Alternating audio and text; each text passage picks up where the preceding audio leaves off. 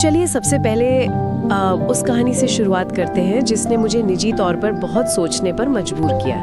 ये राज और प्रिया की कहानी है। ओह हाँ, वो कहानी। स्रोतों के अनुसार राज और प्रिया एक बहुत ही खूबसूरत शहर में रहते थे। इस कहानी में एक बहुत बड़ी चुनौती ये थी कि प्रिया जन्म से ही अंधी थी और उसने प्रिया की सहूलियत के लिए अपने घर का पूरा ढांचा ही बदल दिया था।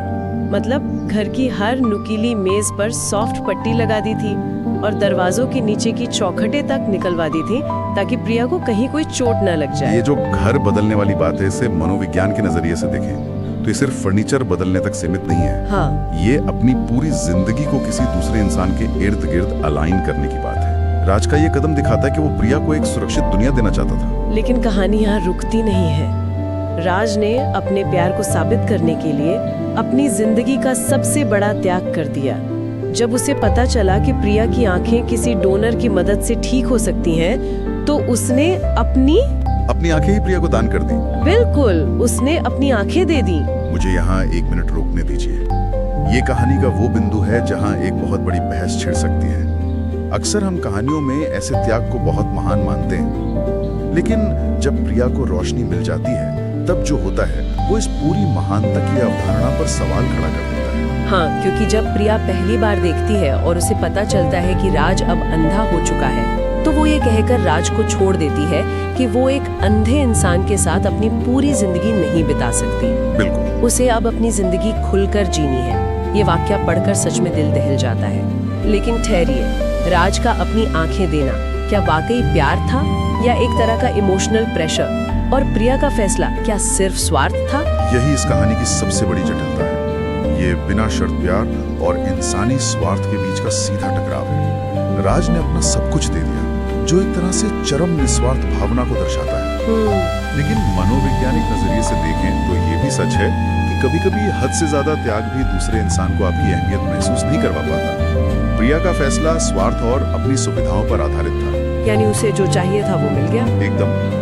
जब इंसान को वो मिल जाता है जिसकी उसे कमी थी, तो अक्सर उसकी प्राथमिकताएं बदल जाती हैं। इंसान की फितरत हमेशा से अपनी सुविधा खोजने की रही है और यहाँ प्रिया का किरदार उसी कड़वी सच्चाई को सामने लाता है। ये बहुत ही अजीब है कि प्यार में इंसान किस हद तक जा सकता है और फिर भी उसे वो नहीं मिलता जो वो चाहता है। लेकिन हमारे स्रोतों में सिर्फ दिल तोड़ने वाली और चरम त्याग वाली कहानियां ही नहीं है। हाँ, कुछ बहुत ही शांत कहानियां भी हैं। बिल्कुल, कुछ ऐसी छोटी और गहरी कहानियां भी हैं जो चुपचाप प्यार निभाने की बात करती है। जैसे एक कहानी है 2 कप चाय। इसमें कबीर और महक की कहानी है। कबीर ने कभी महक से बड़े बड़े वादे नहीं किए, कोई फिल्मी डायलॉग नहीं मारा। लेकिन जब महक अपनी नौकरी और घर की जिम्मेदारियों के तनाव में होती थी, तो कबीर चुपचाप उसे चाय पिलाकर सहारा देता था। और शायद असल जिंदगी में प्यार यही होता है। ये एक बहुत ही स्थिर और परिपक्व मनोवैज्ञानिक दृष्टिकोण है। अक्सर हम सोचते हैं कि प्यार का मतलब सिर्फ इजहार करना और हर वक्त साथ रहना है। हाँ, वो जो फिल्मों में दिखाते हैं। बिल्कुल, लेकिन कबीर ने महक को उसके सपनों के लिए आजाद रखा। उसने अपनी भावनाओं का बोझ महक पर नहीं डाला। ये राज और प्रिया की कहानी के बिल्कुल विपरीत है, जहाँ प्यार का प्रदर्शन बहुत बड़ा था। कबीर का प्यार शांत था, लेकिन शायद ज्यादा वास्तविक था। इसी शांति और ठहराव की एक और कहानी है बारिश का वादा। अर्जुन और तारा बचपन के दोस्त थे, जो हर मॉनसून में वादा करते थे कि अगर किसी और से शादी नहीं हुई तो वो एक दूसरे से शादी करेंगे। ये एक बहुत ही खूबसूरत वादा है। जिंदगी उन्हें अलग ले गई, शहर बदल गए। एक पूरा साल बारिश नहीं हुई, लेकिन जब तारा वापस लौटी और पहली बारिश हुई तो अर्जुन वहीं छत पर उसका इंतजार कर रहा था। उसने कहा, मैं वादा निभाने में व्यस्त था।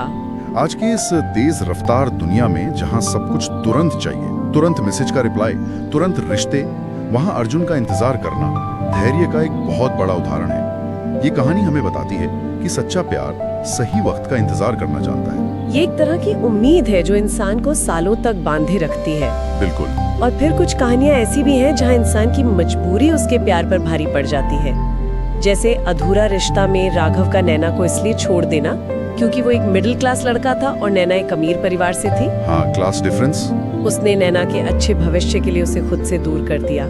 या फिर वो आखिरी संदेश जहां करण अपनी आर्थिक तंगी और परेशानियों के कारण अपनी प्रेमिका अदिति को ब्लॉक कर देता है ताकि अदिति उसकी वजह से परेशान न हो। अगर हम इसे थोड़े बड़े नजरिए से देखें तो समाज का दबाव इंसान से बहुत कठिन फैसले करवा सकता है।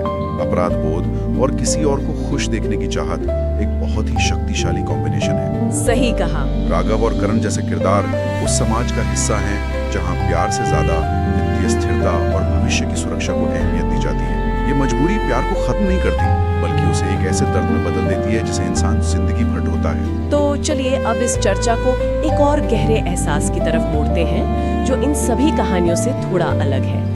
एक तरफा प्यार।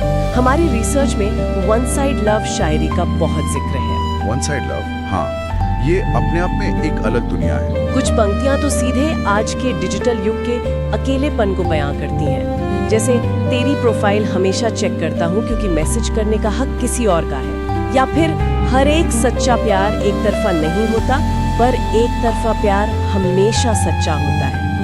इन शब्दों में एक अजीब सी बेबसी है। ये जो बेबसी है, ये एक तरफ